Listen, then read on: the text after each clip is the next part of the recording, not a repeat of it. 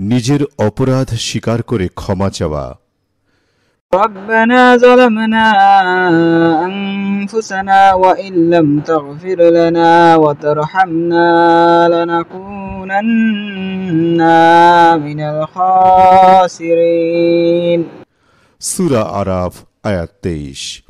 অর্থ, হে আমাদের রব, আমরা নিজেদের প্রতি জুলুম করেছি। তুমি যদি আমাদেরকে ক্ষমা না করো এবং আমাদের প্রতি অনুগ্রহ না করো, তবে আমরা অবশ্যই ধ্বংস হয়ে যাব।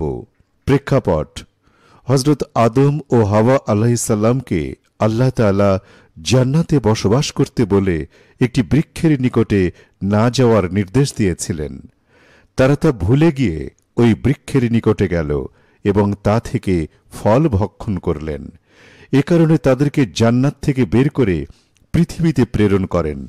তারা উভয়ই নিজের ত্রুটির দরুন সবিশেষ লজ্জিত ও অনুতপ্ত হয়ে তওবা করেন এবং আল্লাহর কাছে এ দোয়া করে অপরাধের জন্য ক্ষমা প্রার্থনা করেন।